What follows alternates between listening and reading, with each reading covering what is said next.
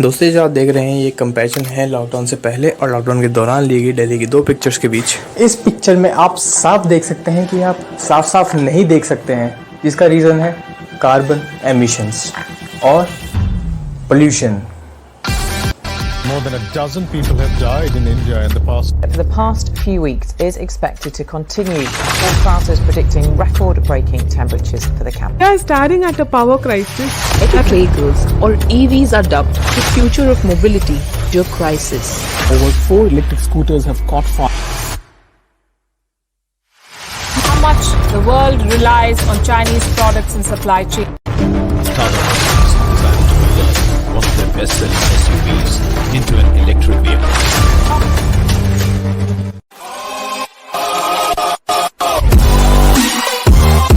Global warming को मैं एक आसान एग्जांपल से समझाता हूँ। हम सब ने अपनी लाइफ में कभी ना कभी एक एसी में बैठना एक्सपीरियंस करा है।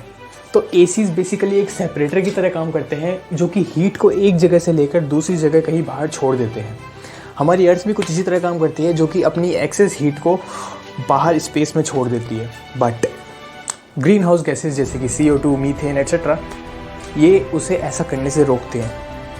ये अर्थ की एक्सेस हीट को उसी में ट्रैप करके रखते हैं, जिससे कि अर्थ का ओवरऑल टेम्परेचर बढ़ता है और उसी ही हम ग्लोबल वार्मिंग कहते हैं। इन्हीं ग्रीन हाउस गैसेज को बढ़ने से रोकने के लिए 2015 में एक ट्रीटी साइन हुई, द पेरिस एग्रीमेंट, जिसमें कि 196 मेंबर्स ने और कंट्रीज़ ने ये प्लेज करा कि वो अपने कार्बन एमिशंस को कट करेंगे और उन्हें एक सिग्निफिकेंट लेवल तक लाएंगे।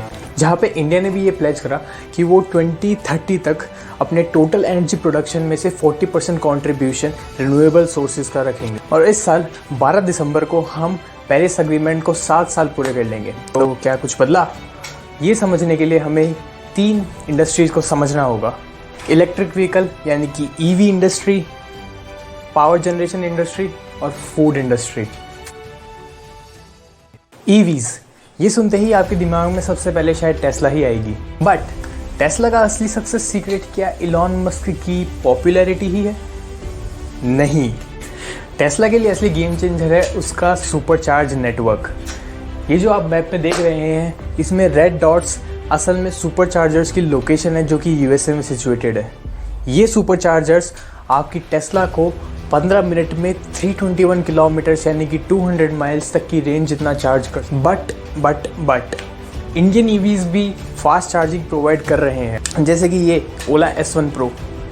इसमें आप 18 मिनट्स की चार्जिंग में 75 किलोमीटर्स तक की रेंज पास। लेकिन fast charging can cause some serious damage अगर टेम्परेचर को रेगुलेट ना करा जाए तो। और ये और भी मुश्किल हो जाता है एक इंडिया जैसी कंट्री में, जहाँ पे गर्मियों के समय 40 डिग्री सेल्सियस एक आम बात है, जिससे कि एक थर्मल रनअवे भी हो सकता है और इन अदर वर्ड्स आग भी लग सकती है अगर बैटरी मॉड्यूल और या फिर बैटरी केसिंग में कोई दिक्कत हो तो, जो कि हुआ भी। लेकिन अगर हम फास्ट चार्जिंग को नेग्लेक्ट भी करते तो भी क्या इलेक्ट्रिक व्हीकल्स अपना मेन पर्पस सर्व कर रहे हैं, जो कि है लेसर कार्बन एमिशंस? हाँ भी और नहीं भी। ज़रा सोचिए, पहले हम स्टीम इंजन्स में कोयला डालते थे, फिर उससे स्टीम बनाते थे और इंजन को चलाते थे, ट्रेन को चलाते थे। आजकल हमने बस इस पूरी चेन में एक नया स्टेप ऐड कर दिया है, जो कि है electricity. And this brings me to the second industry, power generation. तो बेसिकली ये इलेक्ट्रिक व्हीकल्स भी उन ट्रेन्स की तरह ही है, जो कि सेंसलेस है जब तक कि उन्हें एक रिन्यूएबल सोर्स ऑफ एनर्जी से चार्ज ना करा जाए।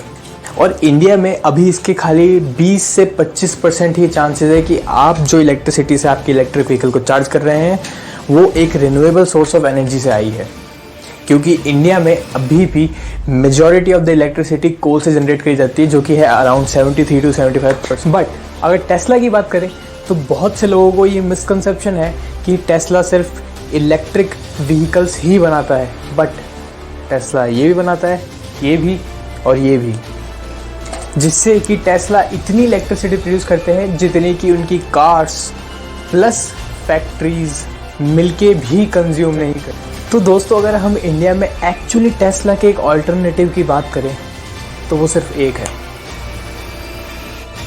टाटास। बिकॉज उनके पास ऑलरेडी वो इंफ्रास्ट्रक्चर है। ये सब टाटा की चार्जिंग लोकेशंस है इंडिया में। ध्यान से देखिए, ये और ये काफ़ी सिमिलर लगता है ना।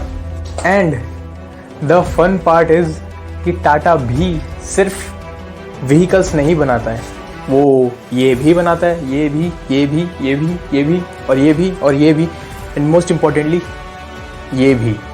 और यही टाटा पावर रिन्यूएबल एनर्जी भी बनाते हैं, जैसे कि solar energy, wind energy etcetera. But हम अब इंडिया के 2 व्हीलर इलेक्ट्रिक स्टार्टअप जैसे कि ओला इलेक्ट्रिक, प्योर ईवी, ओकिनावा, इन सबको इतना अंडररेट नहीं कर सकते। बट अब हम इंडिया में पावर ग्रिड को तो कम्प्लीटली रिन्यूएबल नहीं बना सकते, एटलीस्ट पर्सनल लेवल पे तो बिल्कुल भी नहीं। बट एक चीज़ है जो कि हम भी कर सकते हैं, और वो भी पर्सनल लेवल पे, रूफटॉप सोलर पैनल्स। एटलीस्ट आप अपने खुद के इलेक्ट्रिक व्हीकल की रिस्पॉन्सिबिलिटी ले सकते हैं कि आपका इलेक्ट्रिक व्हीकल एक रिन्यूएबल सोर्स ऑफ एनर्जी से चार्ज हो रहा है डेली। दोस्तों, ग्रीन हाउस गैस एमिशंस में फूड का कंट्रीब्यूशन आर्ग्यूएबली सबसे बड़ा है। According to Forbes, in total green house gas emission 34% is contributed by food, just food. और इसमें सबसे बड़ा role non veg, non vegan खाने का है, जिसका मतलब है कि वो हर एक खाने की चीज़ जो कि जानवरों से रिलेटेड है। अब चाहे वो अंडे हो, मीट हो, फिश हो, या फिर दूध ही क्यों ना, but food related green house gas emissions को समझना थोड़ा सा कॉम्प्लिकेटेड है। जैसा कि आप ये ग्राफ देख रहे हैं, इसमें आपको दिख रहा है कि जो नीचे के 24% है वो कंट्रीब्यूशन एग्रीकल्चरल लैंड का है। इसका मतलब ये है कि उस लैंड को एक्वायर करने के लिए उस पर जो डिफॉरेस्टेशन किया गया होगा, उससे जो ग्रीन हाउस गैस एमिशन हुआ है वो भी फूड प्रोडक्शन में ही इंक्लूडेड है। और बाकी का जो ऊपर का 76% है वो फूड से डायरेक्टली रिलेटेड है। तो इससे ये बात क्लियर है कि turning vegan is not a solution unless आपको एनिमल क्रूएलिटी की ज़्यादा चिंता है तो, क्योंकि हर कोई ये soya milk, almond milk, coconut milk और पता नहीं कौन सा एटसेट्रा मिल्क अफोर्ड नहीं कर सकते। बट यहाँ पे समझने वाली चीज़ ये है कि मिल्क प्रोडक्शन से एक्चुअली ग्रीन हाउस गैस का एमिशन होता कैसे है। देखिए, गाय या फिर कोई भी मैमल ऐसे ही ज़िंदगी भर मिल्क प्रोड्यूस नहीं करता, वो एक मैटरनिटी पीरियड के ड्यूरिंग ही मिल्क प्रोड्यूस करता है, जो कि एक स्पेसिफिक अमाउंट ऑफ टाइम होता है आफ्टर डिलीवरी। और गायों के केस में ये अप्रॉक्सीमेटली 10 महीने का होता है। और जब वो पीरियड ख़त्म हो जाता है तब उन्हें वापस इम्प्रेग्नेंट करा जाता है, जिससे कि वो वापस मिल्केबल हो जाए। और ये साइकिल चलती ही रहती है till the cycle of their life comes to an end. और इस साइकिल के हर एक स्टेप पे अर्थ पर एक क्रिएचर बढ़ जाता है, जिसकी वजह से एक कंज्यूमर बढ़ जाता है, जिसकी वजह से कार्बन डाइऑक्साइड एमिशंस भी बढ़ जाते हैं। यही सेम कंसेप्ट आप नॉनवेज फूड के साथ भी लगा सकते हैं, जिसमें कि जो क्रिएचर है वो जितना बड़ा होगा उसका role green house gas emissions में भी उतना ही बड़ा होगा। जैसे कि बीफ, ये आप इस चार्ट में देख सकते हैं। बट अगर हम बात करें इसके ऑल्टरनेटिव्स की तो वो भी जल्दी ही अवेलेबल होने वाले हैं। ये जो प्रोसेस है इसे हम कहते हैं कल्चर्ड मीट, जिसमें कि एक सिंगल लिविंग सेल को लैब में कंट्रोल्ड एनवायरनमेंट में ग्रो कर एक मीट का पूरा पीस तक बनाया जा सकता है। इसी तरीके पे बेस्ड बहुत सारी स्टार्टअप कंपनीज ऑलरेडी काम कर रही है। हो सकता है जल्द ही ये मीट आपके पास की दुकानों में भी अवेलेबल हो, जिससे कि एनिमल क्रूएलिटी और ग्रीन हाउस गैस एमिशंस दोनों ही कम होंगे।